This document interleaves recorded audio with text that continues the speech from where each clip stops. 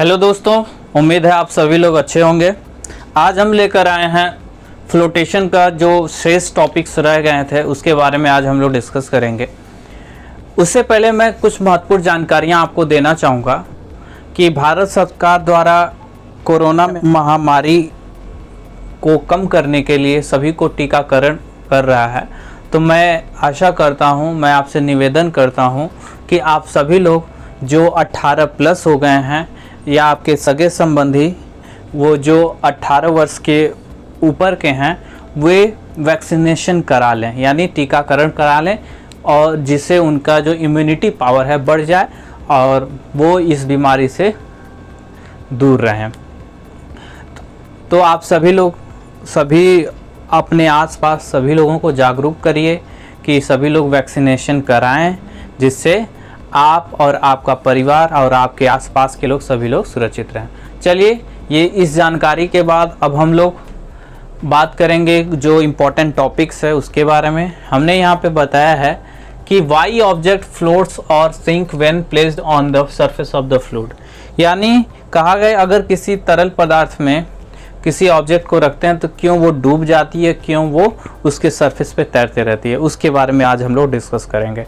तो देखिए हमने यहाँ पे क्या लिखा है दोस्तों, लिखा है यहाँ पे हमने let us consider the force acting on the object when placed on the surface of the fluid, the two force act on the object. हमने एक बल को सपोज किया, एक फोर्स एज्यूम किया है, माना है, जो एक ऑब्जेक्ट पे लग रहा है और वो ऑब्जेक्ट कहाँ रखा गया है, फ्लूइड के सरफेस पे रखा गया, यानी कोई तरल पदार्थ हो, चाहे वाटर हो जाएगा, चाहे आपका कोई लिक्विड ऑयल हो जाएगा, तो उसके सरफेस पे रखा गया है। तो उस पे दो फोर्स काम करते हैं दोस्तों। ये हमने कल के वीडियो में भी बता दिया है, आज मैं फिर से रिपीट कर रहा हूँ। उस पे दो फोर्स कौन कौन से काम करते हैं। पहला फोर्स जो होता है वो क्या लगता है, जो ऑब्जेक्ट का वेट होता है जो वर्टिकली डाउनवर्ड डायरेक्शन में लगता है, जो वर्टिकली डाउनवर्ड डायरेक्शन में लगता है वो ऑब्जेक्ट के वेट के वजह से लगता है, यानी W=mg जो लगता है, यानी जो गुरुत्वीकरण के कारण जो उसमें भार होता है, भार के कारण जो बल लगता है वो क्या लगता है, डाउनवर्ड लगता है। ठीक है। और दूसरा जो होता है बॉयंट फोर्स होता है, बॉयंट फोर्स वो क्या होता है, अपवर्ड डायरेक्शन में लगता है, यानी the buoyant force be in upward direction whose magnitude is equal to the weight of the fluid displaced. यानी दूसरा फोर्स क्या होता है, बॉयंट फोर्स लगता है जिसका मैग्नीट्यूड उस फ्लूइड के वेट के बराबर होता है जो डिस्प्लेस हो गया रहता है किसी ऑब्जेक्ट को फ्लूइड के सरफेस पे रखने पे। उम्मीद है ये दोनों पॉइंट्स क्लियर हो गए होंगे। अब हमने तीन कंडीशंस के लिए बताया दोस्तों, तीन कंडीशंस में बताया है कि तीन हमने फिगर बनाया है। तीन फिगर में हमने बताया, देखिए W for wait of the object, FB for buoyant force. यानी पहले ऑब्जेक्ट में हमने ये बताया दोस्तों कि पहले फिगर में कि अगर किसी ऑब्जेक्ट का वेट बॉयंट फोर्स से अगर ज़्यादा हो जाए तो वो ऑब्जेक्ट क्या हो जाएगा, डूब जाएगा। यानी किसी भी फ्लूइड में अगर हम लोग कोई ऑब्जेक्ट रखते हैं, अगर उसका वेट बॉयंट फोर्स से अगर ज़्यादा होता है तो वो ऑब्जेक्ट उस फ्लूइड में डूब जाएगा। ठीक है। दूसरा हम कहते हैं, दूसरे कंडीशन में यहाँ पे हम इसको रिटर्न में भी देंगे, रिटर्न में यहाँ पे लिख के भी समझाएंगे आपको, घबराइए नहीं, हम फिगर के थ्रू पहले समझा लेते हैं। अब वो यहाँ पे हमने बताया कि जब वेट ऑफ द ऑब्जेक्ट और बॉयंट फोर्स दोनों इक्वल होते हैं तो वो ऑब्जेक्ट क्या होता है, फ्लूइड के सरफेस पे तैरता रहता है। ठीक है। अब यहाँ पे क्या करता है, आंशिक डूबा हुआ रहता है, एक तरह से कहा जाए फुल्ली इमर्ज नहीं रहता है, वो आंशिक डूबा रहता है। अब देखिए तीसरा जो है, तीसरा कंडीशन से यहाँ पे जो दिया गया है, तीसरे कंडीशन में ये बताया गया है जब wait of the object buoyant force से कम हो जाए तो ऑब्जेक्ट क्या होता है, फुल्ली इमर्ज नहीं होता, थोड़ा सा इमर्ज रहता है, और थोड़ा सा इमर्ज रहेगा तो क्या होता है, सरफेस पे फ्लोट करता रहता है। ठीक है। तो ये तीनों कंडीशंस को हम लोग रिटर्न में लिख के समझते हैं कैसे क्या है।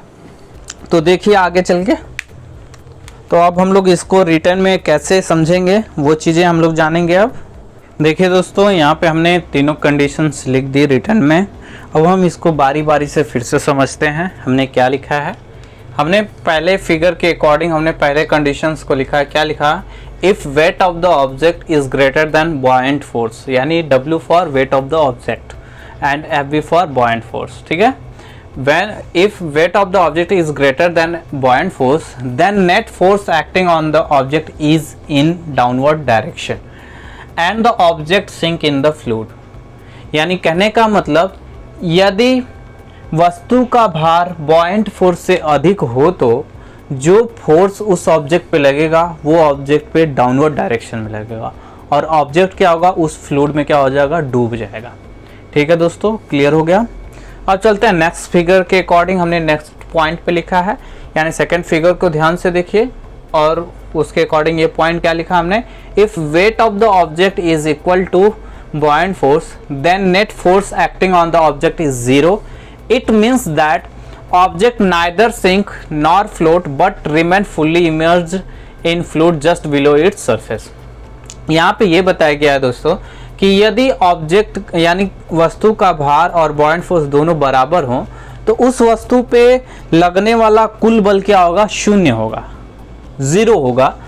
तो इसका मतलब ये है कि ऑब्जेक्ट ना तो डूबेगा ना तो तैरेगा, वो क्या होगा, फुल्ली इमर्ज यानी लिक्विड में डूबा रहेगा लेकिन बिलो इट्स सरफेस यानी इसके सरफेस के जस्ट नीचे ये डूबा हुआ रहेगा, पूरी तरह से फुल्ली इमर्ज का मतलब इसके अंदर यानी वो डूबा रहेगा बट ये बॉटम में नहीं जाएगा जैसे पहले कंडीशंस में यहाँ पे दिया गया है। ठीक है, चलिए नेक्स्ट पॉइंट को समझते हैं, थर्ड पॉइंट को।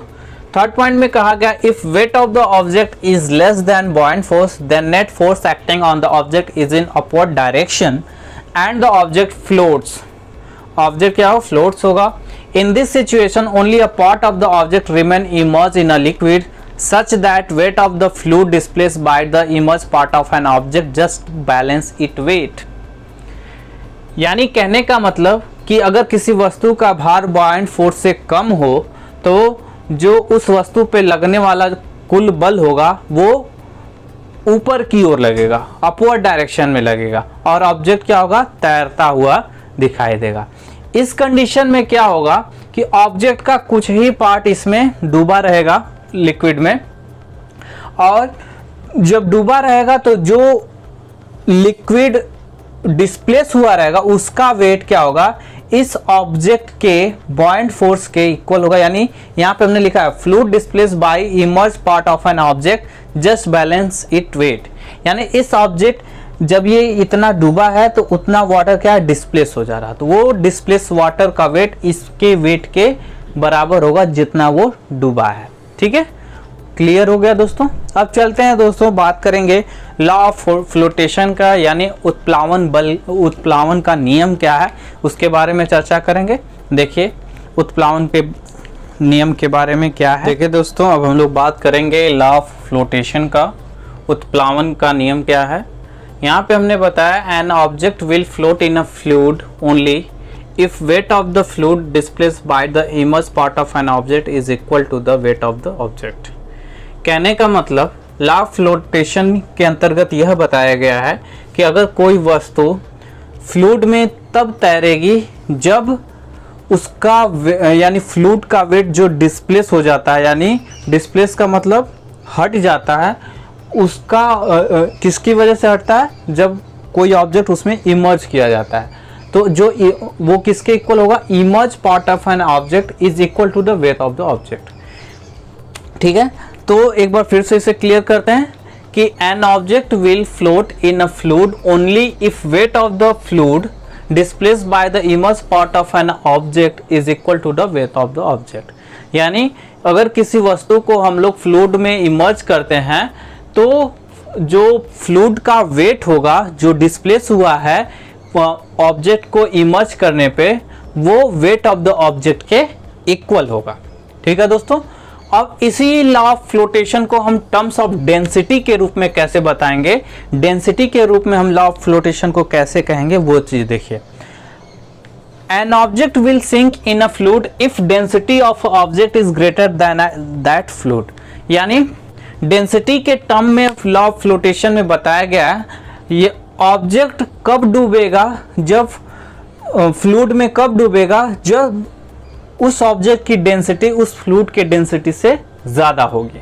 ठीक है, यानी एक बार फिर समझ लीजिए कि अगर किसी ऑब्जेक्ट को फ्लूइड में डूबना है तो उस ऑब्जेक्ट का जो डेंसिटी होगा यानी घनत्व होगा उस फ्लूइड के डेंसिटी से ज़्यादा होनी चाहिए, तब वो ऑब्जेक्ट क्या होगा, उस फ्लूइड में फुल्ली इमर्ज हो जाएगा यानी डूब जाएगा। ठीक है, बी पॉइंट में क्या बताया गया है कि an object will float in a fluid if density of object is lesser than that of fluid. यानी कहा गया कि ऑब्जेक्ट फ्लूइड में फ्लोट कब करेगा, तैरेगा कब, जब ऑब्जेक्ट की डेंसिटी फ्लूइड की डेंसिटी से कम होगी। ठीक है, बहुत ही आसान है। यानी टर्म्स ऑफ डेंसिटी अगर लॉ ऑफ फ्लोटेशन को याद करना है तो ऑब्जेक्ट कब डूबेगा, जब उसकी डेंसिटी अधिक होगी फ्लूइड से, कब तैरेगा, जब उसकी डेंसिटी कम होगी फ्लूइड की डेंसिटी से। बस यही आपको इसमें बताना है। अब इसके कुछ एप्लीकेशंस के थ्रू हम इसको और अच्छे से समझ सकते हैं लॉ ऑफ फ्लोटेशन के बारे में। जैसे एप्लीकेशन में हम लोग पढ़ेंगे कि आयरन नेल डूब जाती है लेकिन लोहे से ही बनी जो जहाज़ें होती हैं वो नहीं डूबती, ऐसा क्यों होता है? तो चलिए उसके बारे में हम लोग डिस्कस करते हैं। देखिए दोस्तों, अब हम लोग बात करेंगे application of law of flotation, यानी उत्प्लावन के नियम का कुछ अनुप्रयोग यहाँ पे दिया गया है, कहाँ कहाँ उपयोग होता है उसके बारे में हम लोग जानेंगे। तो यहाँ पे हमने सबसे पहले पॉइंट लिखा है कि an iron needle sink in water but a ship made of iron in float. यानी जो लोहे की कील होती है वो पानी में डूब जाती है, लेकिन जो लोहे से ही बनी जो जहाज होती है, बहुत बड़ी जहाज होती है, वो पानी में क्यों नहीं डूबती है? इसका कारण क्या है दोस्तों, वो मैं समझाता हूँ। ये फ्लोटेशन के ही आधार पे होता है। वो कैसे होता है, आयरन नीडल की जो डेंसिटी होती है दोस्तों वो वाटर की डेंसिटी से ज़्यादा होती है, इसकी वजह से वो आयरन नीडल क्या होता है, डूब जाता है। ये हमने in terms of density flotation का जो लॉ बताया था उससे ये क्लियर हो जाता है। अब लेकिन अगर हम बात करें पानी वाली जहाज जो बनाया जाता है वो क्यों नहीं डूबती? लेकिन मान लीजिए जितना मास का अगर हम लोहे को अगर हम पानी में डालते हैं तो वो डूब जाता है, उतने ही मास की अगर हम लोग जहाज बनाए तो वो क्यों नहीं डूबता है? ऐसा इसलिए होता है दोस्तों क्योंकि जब हम लोग जहाज को बनाते हैं तो ऐसे बनाते हैं, ऐसे रहता है। तो ऐसे जब रहता है दोस्तों तो ये हॉलो स्फीयर होता है। हॉलो का मतलब खोखला रहता है और वजन इसका मान लीजिए 1500 केजी है। ठीक है, और इतना ही बड़ा हम आयरन का ब्लॉक अगर हम 1500 केजी का डाल दें पानी में तो वो डूब जाएगा क्योंकि इसकी डेंसिटी क्या होगी, अधिक हो जाएगी। लेकिन यहाँ पे अगर हम जहाज जो 1500 केजी का है उसको अगर पानी में डालें तो वो क्यों नहीं डूबता है, तो जानिए इसके बारे में। पानी में जब हम डालते हैं दोस्तों तो जो इसका जो वॉल्यूम होता है, इसका जो वॉल्यूम होता है, एरिया कम होने के कारण इसका क्या होता है, वॉल्यूम भी कम होता है। ठीक है, तो यहाँ पे जो इसका जो वॉल्यूम होता है, शिप का जो वॉल्यूम होता है वो ज़्यादा होता है, ज़्यादा होता है। तो जब हम पानी में डालते हैं यानी पानी में जब जहाज जाती है तो इसका जो जितना लार्ज अमाउंट ऑफ जितना इसका वॉल्यूम होता है, आयतन होता है, उतना अमाउंट ऑफ वॉल्यूम वाटर का क्या होता है, डिस्प्लेस हो जाता है।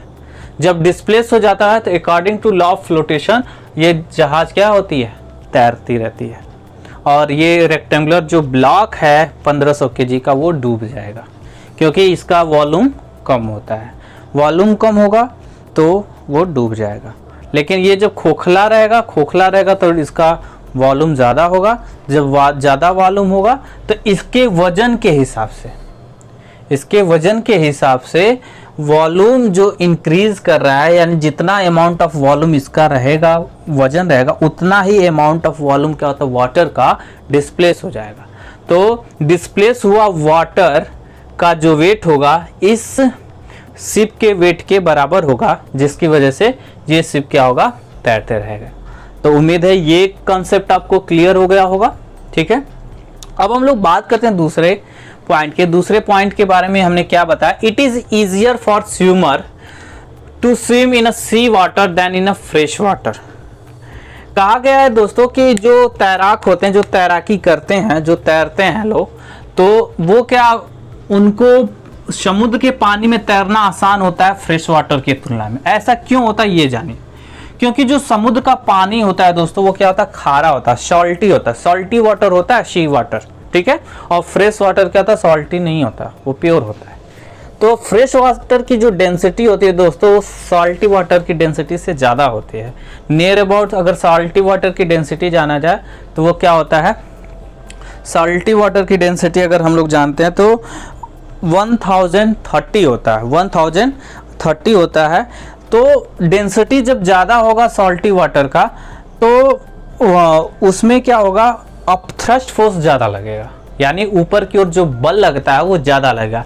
इससे जो पर्सन उसमें तैर रहा है, जो स्विमर तैर रहा है, उसे आसानी से जब ज़्यादा फोर्स लगेगा तो आसानी से वो तैरेगा as compare to fresh water. ठीक है, क्योंकि फ्रेश वाटर की जो डेंसिटी होती है 1000 kg पर मीटर क्यूब होती है। ठीक है, अब हम लोग बात करते हैं नेक्स्ट पॉइंट के बारे में। नेक्स्ट पॉइंट में क्या कहा गया, और सबमरीन में फ्लोट और sink in a water as desire, यानी आवश्यकता अनुसार जो सबमरीन आप सुने हैं नाम उसका, सबमरीन यानी जिसे हम पनडुब्बी कहते हैं।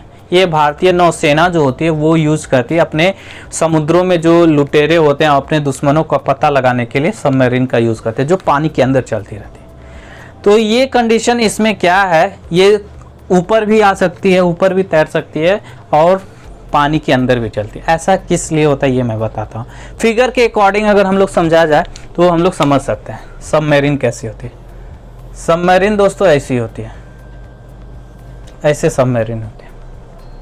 ठीक है, अब देखिए जब इसका सबमरीन भी आयरन का बना होता है, ये नीचे कब डूबते हैं, जब इसकी डेंसिटी ज़्यादा होता है।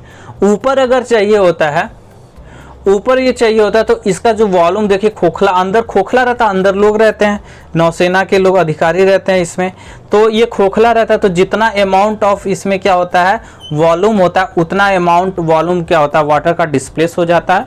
तो जो डिस्प्लेस हुआ वाटर होता है उसका जो वेट होता है इस सबमरीन के वेट के बराबर हो जाता है, जिससे वो समुद्र में तैरता रहता है। लेकिन अगर इसको डूबना रहता है तो यहाँ पे एक टैंक, बलास्ट टैंक दिया रहता है, बलास्ट टैंक दिया रहता है। तो सबमरीन के जो अधिकारी रहते हैं जो उसको चलाते हैं वो बलास्ट टैंक को खोल देते हैं। बलास्ट टैंक को खोल देते तो पानी इसमें भर जाता है। तो जब पानी भर जाता है दोस्तों तो इसका वेट ज़्यादा हो जाता है। जब वेट ज़्यादा हो जाएगा तो हमने बताया था weight of the object is greater than the buoyant force, then the object is sink in a fluid, यानी इसलिए जब इसका वेट ज़्यादा हो जाएगा तो ये क्या होगा, पानी के अंदर डूब जाता है। दोस्तों उम्मीद है ये भी पॉइंट आपको क्लियर हो गया होगा।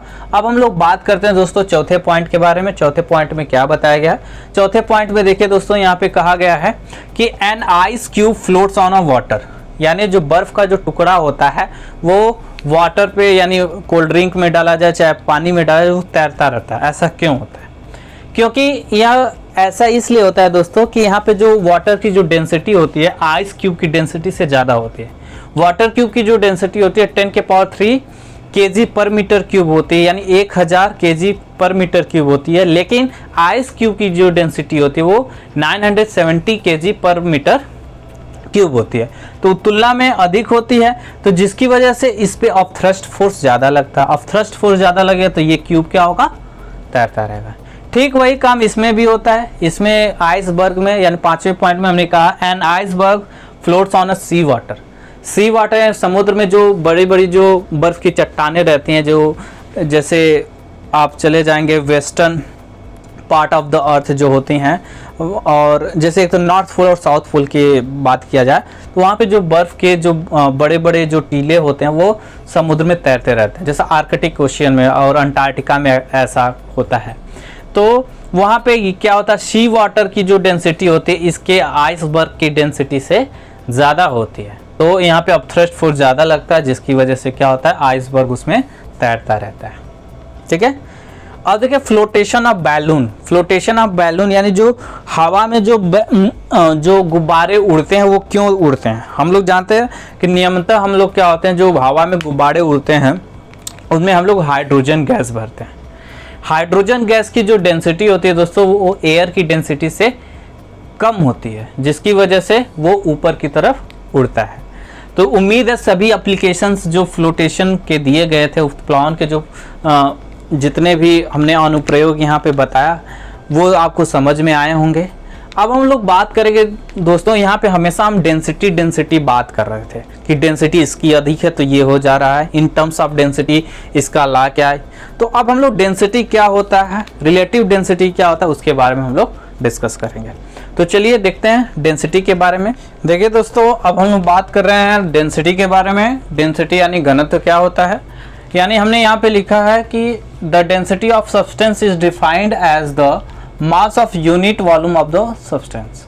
यानी जो घनत्व होता है दोस्तों, किसी भी वस्तु का अगर हमें घनत्व निकालना है तो उसके द्रव्यमान और उसके आयतन का क्या होता है, रेशियो होता है, अनुपात होता है। यानी आप ऐसे भी इसे डिफाइन कर सकते हो, the ratio of mass of the substance to the volume of the substance is known as density of that substance.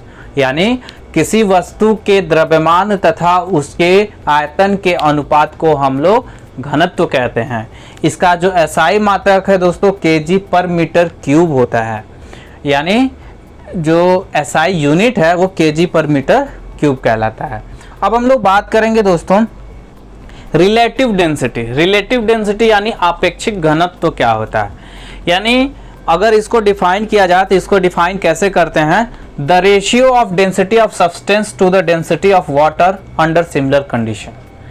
यानी जो रिलेटिव डेंसिटी को अगर डिफाइन करें तो वो क्या होता है कि जिस सब्सटेंस का हमें रिलेटिव डेंसिटी निकालनी है वो क्या होता है दोस्तों कि उस सब्सटेंस की डेंसिटी और वाटर की डेंसिटी का रेशियो ही क्या कहलाता है, रिलेटिव डेंसिटी कहलाता है। तो अगर इसको हम लोग डिफाइन किया जाए तो रिलेटिव डेंसिटी क्या होती है, density of substance rho substance, यानी डेंसिटी को हम लोग रो से रिप्रेजेंट करते हैं। ठीक है, density of water rho water हमने लिखा। हमने एक इंपॉर्टेंट नोट भी यहाँ पे लिखा है कि relative density is ratio of two similar quantity. यानी सिमिलर क्वांटिटी का मतलब दो डेंसिटीज की रेशियो होती है, इसलिए इसकी कोई यूनिट, कोई एसआई यूनिट नहीं होती। ठीक है, तो उम्मीद है आप सभी लोगों को ये क्लियर हो गया। अब हम कुछ सॉलिड्स, कुछ लिक्विड्स सब्सटेंस के डेंसिटी और रिलेटिव डेंसिटी के बारे में डिस्कस करेंगे। हम चार्ट बना के बता देते हैं, और भी बहुत सारी रहेंगी, हम बस थोड़ा सा आपको संक्षेप में बताएंगे, यानी छोटे शॉर्ट फॉर्म में बताएंगे। और भी जितने भी होंगे आप अपने प्रैक्टिस बुक में दिए गए होंगे, एनसीईआरटीज में दिए गए हैं, उसे आप देख के कर सकते हैं। तो पहले कुछ हम उसके बारे में इंफॉर्मेशन दे लेते हैं, तो फिर उसके बाद हम लोग उस पर डिस्कस करेंगे। देखिए दोस्तों, हमने यहाँ पे कुछ चार्ट्स बनाए हैं। चार्ट्स में यानी बहुत सारे सब्सटेंस दिए गए हैं, कुछ सॉलिड्स हैं, कुछ लिक्विड हैं, कुछ गैसेस हैं। तो इनके डेंसिटी यानी घनत्व है और रिलेटिव डेंसिटी यानी आपेक्षिक घनत्व है, इनके बारे में जान लें, क्योंकि ये अगर आपको पता रहेगा तो आप इससे रिलेटेड क्वेश्चंस कर लेते हो। क्योंकि कभी कभी क्वेश्चंस जो आते हैं एंट्रेंस एग्जाम में, उसमें रिलेटिव डेंसिटी या डेंसिटी के बारे में जिक्र नहीं किया रहता कि इसका डेंसिटी इतना है, इसका रिलेटिव डेंसिटी इतना है। आपको याद रहेगा तो आप आसानी से इसको कर सकते हैं। तो देखिए, सबसे पहले हम लोग बात करते हैं सॉलिड के कुछ सब्सटेंस हमने लिए हैं। बहुत सारे सॉलिड्स के सब्सटेंस आपके इन्वायरमेंट में प्रेजेंट हैं, हमने कुछ सब्सटेंस लिए हैं और बाकी सब आप तैयार कर सकते हैं। आपके प्रैक्टिस बुक्स में दिए गए होंगे, एनसीईआरटी के बुक्स में भी दिए गए हैं। हमने एक यहाँ पे प्रोफार्मा खींचा है कि ऐसे आपके डेंसिटी और रिलेटिव डेंसिटी कैसे तैयार कर सकते हैं। तो देखिए, एल्युमिनियम का रिलेटिव डेंसिटी क्या होता है, डेंसिटी क्या होता है 2710 केजी पर मीटर क्यूब। यहाँ पे हमने यूनिट लिख दिया इसलिए क्योंकि बार बार हमें यूनिट लिखने की आवश्यकता न पड़े। अब देखिए, इसका रिलेटिव डेंसिटी क्या है 2.71। कॉपर का डेंसिटी 8890 केजी पर metre cube, relative density 8.89। Steel की डेंसिटी जो है 7860 केजी पर metre cube, relative density 7.86। Silver की डेंसिटी है 10,500, रिलेटिव डेंसिटी 10.5। गोल्ड की डेंसिटी है 19,300, इसका रिलेटिव डेंसिटी 19.3। ठीक है, और ग्लास की जो सॉलिड है इसे अमॉर्फस सॉलिड भी कहते हैं। अमॉर्फस सॉलिड क्या होता है, कभी कभी जब आप 12th में जाएंगे तो आगे की चीज़ें हैं वो बाद में बताया जाएगा। यानी एक तरह का ये भी सॉलिड है। तो सॉलिड में यानी इसकी डेंसिटी जो ग्लास की है वो 2190 केजी पर मीटर क्यूब है और रिलेटिव डेंसिटी 2.19 है। अब हम लोग बात करते हैं दोस्तों लिक्विड्स की, यानी लिक्विड तरल पदार्थ में कुछ सब्सटेंस हमने लिखे हैं उनके डेंसिटी और रिलेटिव डेंसिटी के बारे में। तो देखिए हमने वाटर लिक्विड होता है तो वाटर का हमने डेंसिटी यहाँ पे लिखा है 1000 केजी पर मीटर क्यूब, रिलेटिव डेंसिटी 1 होती है। रिलेटिव डेंसिटी कैसे निकालते हैं आपको पता होगा, क्योंकि हमने अभी जस्ट बताया, क्योंकि उसमें क्या होता है सब्सटेंस का डेंसिटी और वाटर के डेंसिटी का रेशियो ही क्या कहलाता है, रिलेटिव डेंसिटी कहलाता है। तो उस बात को ध्यान देंगे। तो इसलिए 1000 इसका वाटर है, 1000 वाटर के दोनों डेंसिटी लेंगे तो 1 रिलेटिव डेंसिटी आ जाएगा। अब देखिए यहाँ पे सी वाटर की डेंसिटी क्या दी गई है 1030 केजी पर मीटर क्यूब, तो रिलेटिव डेंसिटी 1.03। ग्लिसरीन की डेंसिटी दी गई है 1300, तो रिलेटिव डेंसिटी आपका कितना दिया गया है 1.3 दिया गया है दोस्तों। मरकरी की डेंसिटी क्या दिया है 13600, तो इसका जो रिलेटिव डेंसिटी है वो क्या है 13.6। मिल्क का जो सेम है सी वाटर का भाई मिल्क का भी है, यानी 1030 केजी पर मीटर क्यूब, तो इसका रिलेटिव डेंसिटी 1.03। ओलिव ऑयल की जो डेंसिटी है वो 900 केजी पर मीटर क्यूब, यानी इसका जो रिलेटिव डेंसिटी 0.9 है। ठीक है, अब हम लोग गैसेस की बात करते हैं। गैसेस में डेंसिटी और रिलेटिव डेंसिटी क्या दिया गया, एयर की डेंसिटी 1.29 केजी पर मीटर क्यूब, यहाँ पे हम लिख देते हैं केजी पर मीटर क्यूब है, और इसका जो रिलेटिव डेंसिटी होगा 1.29 इंटू 10 के पावर -3। ऑक्सीजन की 1.43 होता है केजी पर मीटर क्यूब, इसका जो रिलेटिव डेंसिटी है 1.43 इंटू 10 के पावर -3। हाइड्रोजन का 9 इंटू 10 के पावर -2 केजी पर मीटर क्यूब होता है, तो इसका जो रिलेटिव डेंसिटी होगा दोस्तों वो क्या होगा 10 के पावर -5। यहाँ पे होगा 10 के पावर -5 रिलेटिव डेंसिटी होगा, यानी 9 इंटू 10 के पावर -5 आपका रिलेटिव डेंसिटी होगा, और इसका जो डेंसिटी होगा 9 इंटू 10 के पावर -2 केजी पर मीटर क्यूब होता है दोस्तों।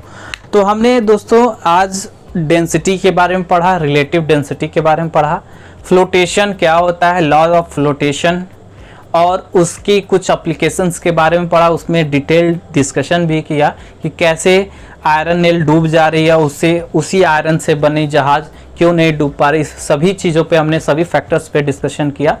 उम्मीद है आप सभी लोगों को समझ में आया होगा। तो मैं आशा करता हूँ कि इससे रिलेटेड क्वेश्चन आप घर पे लगाएं।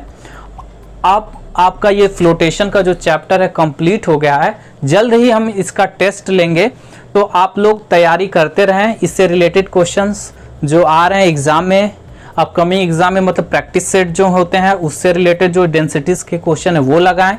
आपके जो प्रैक्टिस सेट में प्रीवियस ईयर के क्वेश्चंस भी दिए रहते हैं, उसमें भी डेंसिटीज़ के क्वेश्चंस रहते हैं, यानी फ्लोटेशन से रिलेटेड क्वेश्चंस रहते हैं, उसको सॉल्व करें।